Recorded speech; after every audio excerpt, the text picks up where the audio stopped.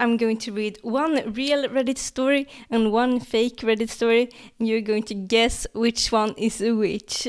And after that, we are going to do the same, but with a little bit from a university textbook, and then also a diary entry from my real diary. Yeah, I'm going to be a little bit vulnerable, and I've selected a part that's not too too personal, but it's still something that I wrote not knowing. I was going to share it on the internet, but let's go with the Reddit stories first. Yeah, so here we go with story A. Am I the asshole for being tired of feeding my spouse? We are married for 10 years now. No kids, both him and I in our 40s. I do all the grocery shopping and cooking. I also have to plan our lunches and make sure to leave lunch for my spouse every day, or he complains when he calls midday and there's nothing for them to eat. I see a fridge full of raw materials to make meals and offer several meal ideas that he could make. He doesn't do any cooking that requires more than microwaving or boiling water. I told my spouse that he can tell me what to buy at the grocery store for him, go to the grocery store himself for a change, or start learning how to cook. And here comes story B. Am I the asshole for accusing my husband of stealing the spotlight on our friend's wedding day? I, 24 female, recently attended our friend's wedding with my husband, 25 male. He's always been outgoing, but on their big day, he seemed to overshadow everything.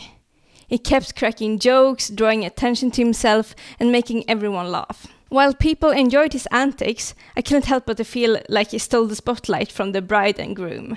Later, I confronted him about it and accused him of making it all about him. He's upset and says I'm overreacting. Am I the asshole for expressing my feelings about his behavior on such an important day? Alright, so make your guess now. And the correct answer is story A is human written and story B is AI written. I don't know if that was easy or not. I feel like it was like a medium, I guess. It's hard to know when I can't play along myself. Alright, so let's move on to the next one, university textbook. I feel like this one is going to be the hardest out of the three. Here is text C. Emergent properties of neural networks. Neural networks, intricate arrangements of interconnected neurons, have captivated researchers since the dawn of neuroscience. The amalgamation of these elementary units give rise to emergent properties that underlie complex cognitive and affective behaviors. This disclosure delves into the transformative nature of neural networks, elucidating their role in stimulating cognitive behaviors and their implications in the realm of artificial intelligence. The concept of neural networks can be tracked back to early cognitive science endeavors, such as the ELIZA program, which pioneered human-computer interaction. Drawing inspiration from the psychotherapeutic discourse, ELIZA displayed rudimentary conversational abilities, fostering a semblance of understanding by processing textual inputs.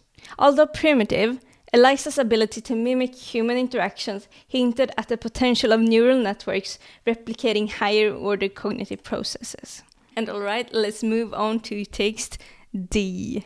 And we have the same theme again, emergent properties of neural networks. Neurons in the nervous system link together to form circuits that have specific functions.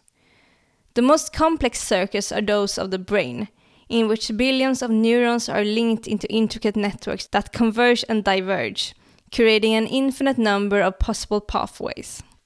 Signaling within these pathways creates thinking, language, feeling, learning, and memory. The complex behaviors that makes us human. Some neuroscientists have proposed that the functional unit of the nervous system can be changed from the individual neuron to neural networks, because even the most basic functions require circuits of neurons. How is it that combinations of neurons linked together into chains or networks collectively possesses emergent properties not found in any single neuron?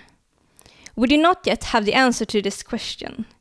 Some scientists seek to answer it by looking for parallels between nervous systems and the integrated circuits of computers. Computer programs have been written that attempt to mimic the thought processes of humans. This field of study, called artificial intelligence, has created some interesting programs, such as Eliza, the psychiatrist, programmed to respond to typed complaints with appropriate comments and suggestions. We are nowhere near creating a brain as complex as that of a human. However, or even as one as complex as that of HAL, the computer in the classic movie 2001: A Space Odyssey. Alright, so which one do you think was the human written one, and which one do you think was the AI written one? Alright, and the answer is C is the AI written one, and D is the human written one. Also credit to Human Physiology and Integrated Approach 8th edition. Now let's move on to the last one, the diary entry, and I think this one is going to be by far the easiest of them all. I think you're all gonna get this one correct. Here we go, text E. Today is somewhat of an example of what I'm struggling with. I feel like I've studied so much, yet the time is 18 now and I woke up at around 9. I've only logged 1 hour and 40 minutes, but it feels like so much more. And I literally have no idea where all the rest of the day went. Some of it was spent on cooking, eating and working out, but it seems like there are so many hours that are just missing. How can it already be 18? That's 9 hours since I woke up, but it feels like 3. I did spend 4 hours on YouTube today, so that's a problem. But it's not just watching. I do things at the same times as I watch. I cook my food, walk and stuff. But I guess that just has to be it. I don't know what happened to all my time. I hate it. I need to actually be alive, to actually experience life. Everyone is walking around with headphones on, and in their minds they're somewhere else. But does that matter? I do the same all the time. I do want to stop. And the last one, text F. Today has been a whirlwind of emotions and responsibilities.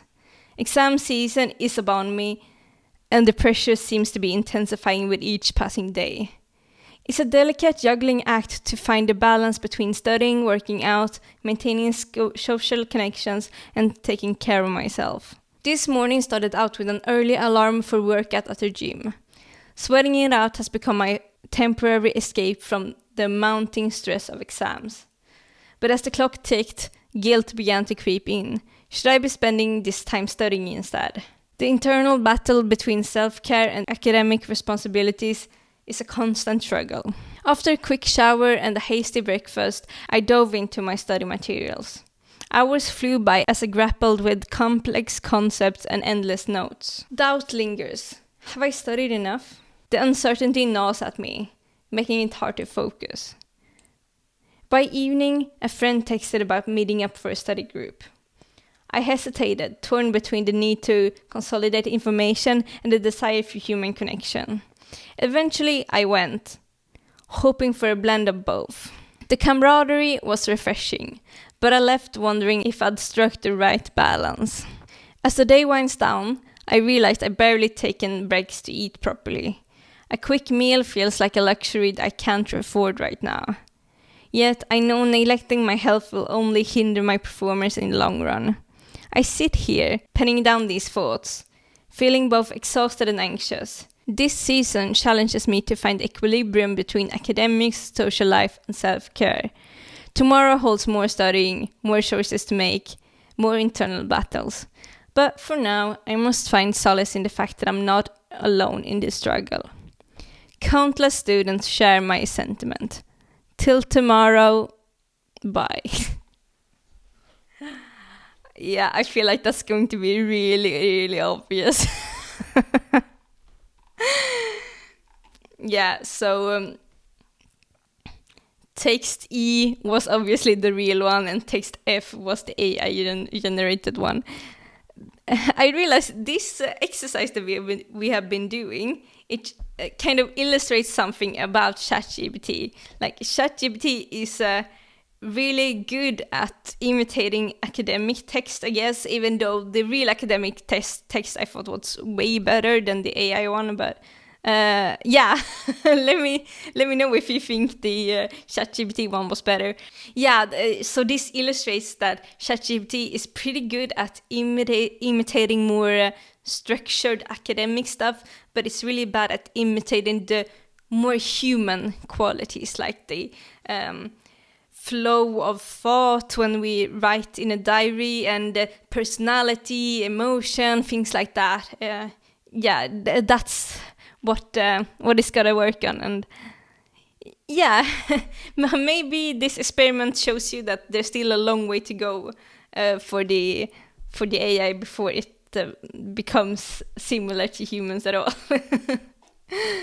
Yeah, I think if I'm going to do this again, I'm probably only gonna do Reddit. So yeah, let me know if you'd like that. Oh, and also I should show you the prompts. So the Reddit prompt right here: write an "Am I the asshole" post, including I, 24 female, and my husband, 25 male. Make the post about asking if you're the asshole for accusing my husband of stealing the spotlight on our friend's wedding day. Make it about 100 words long. So that was the prompt. And you probably know this, but I've been experimenting with making really long prompts. And I was thinking today I was going to just make it really simple and really just highlight ChatGPT at like a pure baseline. I don't know how much difference it actually makes to write a short prompt versus a long prompt. I think I'm actually going to try that in a separate video. Maybe if I would have written a longer, more specific prompt for all of the things, then maybe we would have had a different result, but I doubt it. Of the textbook one, I wrote... I cut some of it out because it was too long, but I wrote write a 300 to 400 word piece called Emergent Properties of Neural Networks in the style of a university textbook. Include the following words, and then I added some words that were in the original text, so that I thought it was a dead giveaway. Some of these words, I was like, it's never gonna say Eliza unless I prompt it, so... maybe you think that's cheating. Maybe I should do it again and not give these words. But I feel like it would have been just so obvious otherwise if I had not said all of this. And the diary one. Write a diary entry in the first person perspective in about 200 words. The entry should be from a female university student in the middle of preparing for exam season. The diary entry should show the struggle of balancing life. Working out, seeing friends, finding time to eat, knowing if you've studied enough. So I feel like a lot of that would have been realistic, but when we actually read the text, yeah, to me it didn't feel realistic, but obviously I'm not being tested. It's kind of unfair because I already knew from the beginning, but you're the one who's being tested, so like, yeah, let me know if this all was too easy. Because I feel like this was like easy mode, and the previous video about the human or AI was like super duper hard mode, like... yeah, you can try it out if you think this was too easy. This video is pretty much done now. Bye bye.